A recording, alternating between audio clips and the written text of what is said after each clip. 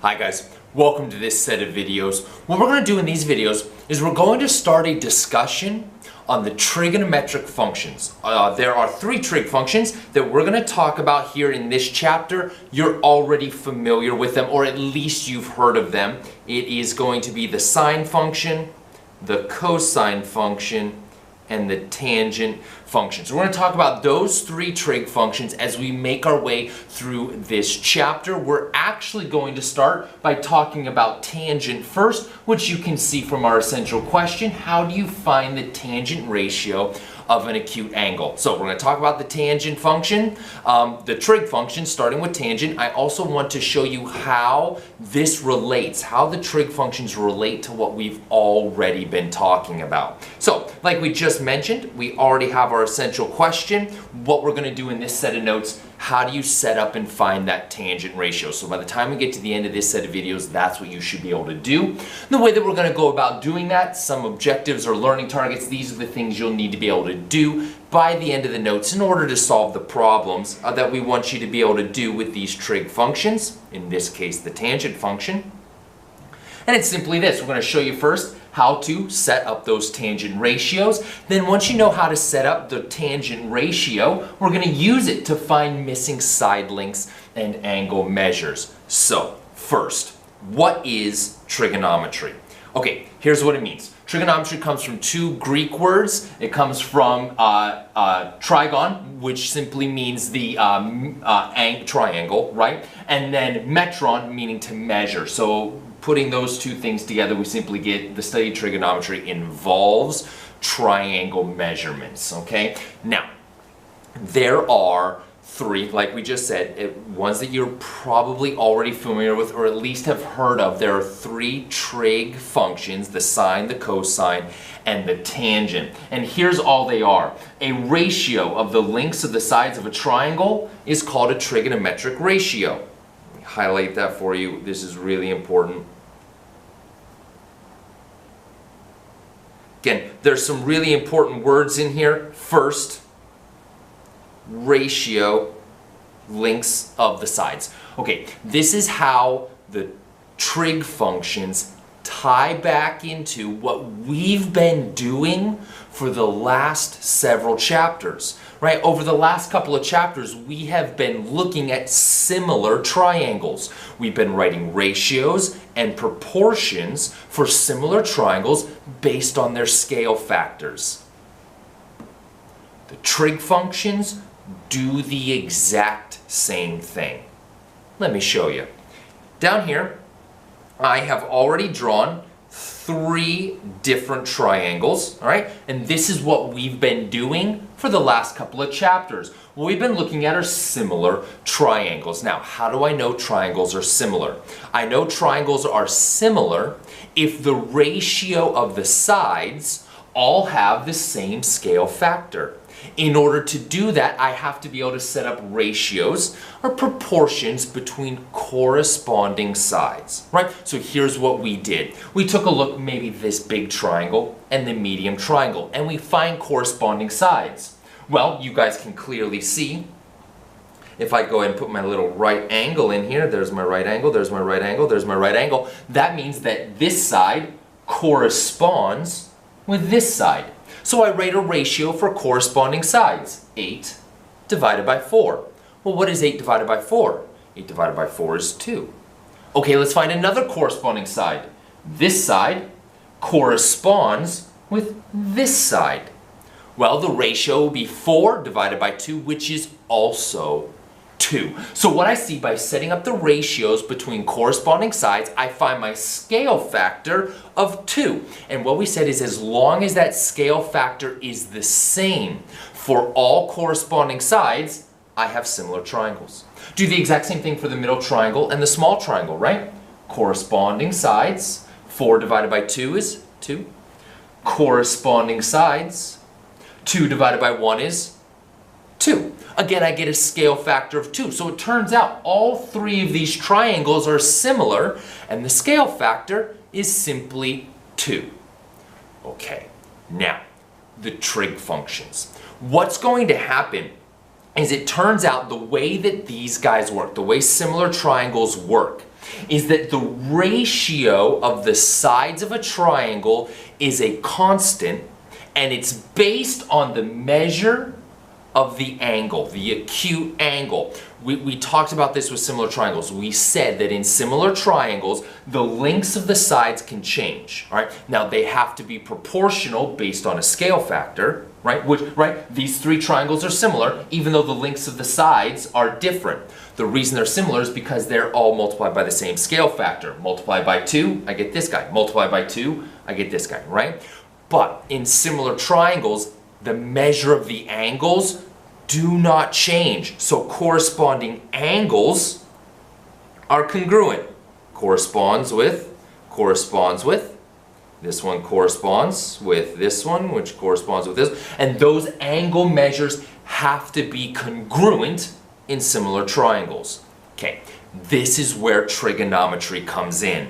What we're now going to do is I'm going to give you those angles. Let's just say it's 40 degrees.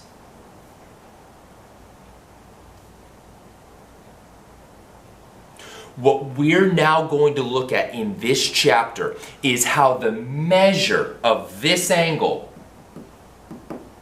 is related to the lengths of the sides of a triangle. It turns out that the ratio is the same no matter the size of the triangle, whether it's a big triangle, a medium-sized triangle, or a small triangle. The ratio of these sides has to be the same. Now, we already looked at that, right?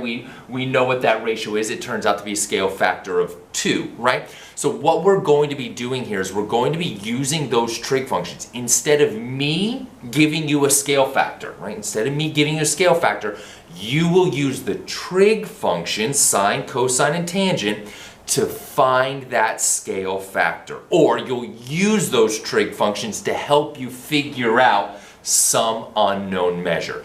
So it simply goes back to what we've already been doing. Ratios, proportions, and scale factors. But now we're going to be using the trig functions to help us solve these similar triangles. Okay. Back to where we were then. Like we said, there are 3 trig ratios that we want to look at. They are I already wrote them above, but we'll write them here again. They are the sine, cosine, and the tangent. Now, in this set of videos, we're going to look at the tangent function, right? This is the one that we're going to look at here in this set of videos, in this set of notes. Okay, here's the way that they work. Again, like I said, they are simply ratios, right? The trig functions represent the ratio for the sides of a right triangle. So that's what we want to do. We want to go ahead and take a look at those ratios, okay? Now, it's based on an acute angle. So please notice in this right triangle that I've drawn, I have a right angle. Every right triangle has a right angle, and then 2 acute angles, angle A and angle B. I can write a trig ratio for either of those angles, okay, for either one, either angle A or angle B. Sometimes, in fact, not sometimes, a lot of times, we're going to call that angle theta. In fact, you probably have seen this before, where we say sine theta or cosine theta or tangent theta, simply meaning there's theta, so I am writing the trig function for this angle, this acute angle right here. Why? Because I called that angle theta. It's the exact same thing as saying sine of angle A, cosine of angle A, tangent of angle A. It's just instead of calling it angle A, most of the time we'll call it the angle theta. Okay? Alright, so right triangles, sine, cosine, they'll come later. We're going to talk about tangent. You're going to write the tangent based on an acute angle. I can either write it for this one, Or I could write it for this one. We'll get practice doing both of them. Before we do that though, I want to talk about what is the tangent ratio. So that's where we're going to get right here. In fact, actually, there's no reason why not. So leave that visible. Here we go. Okay, tangent. Oh, sorry, let me slide over so you can see it. There we go. Better. Okay, awesome. Okay, so tangent. The tangent function relates the side opposite the acute angle to the adjacent side to the acute angle of a right triangle. Okay, so I've got my right triangle right up here. Here's my right triangle, okay? The acute angle for tangent is going to be the opposite side from the angle over the adjacent side, okay? Now, adjacent means next to. So right here, here is my adjacent side. Why? Well, here's my acute angle. Adjacent means next to. So which side is next to this angle? Yeah, this guy right here, it's next to it. It's the adjacent side, right? Oh, right, opposite goes on top. Where's the opposite? Well, it's all the way over. There it is, there's opposite. Why is it up? Well, here's my angle, and this is the side opposite from the angle, right? So what you can see is we're writing a ratio, right? What is the length of this side? That goes on top. What is the length of this side? That goes on the bottom, right? We're just setting up those ratios just like we've been doing in previous chapters, except now we're going to relate that ratio, right? What is that ratio? Opposite over adjacent to the measure of this acute angle, right? That's what trig functions do. They relate the angle to the lengths of the sides, the ratio of the sides of the right triangle.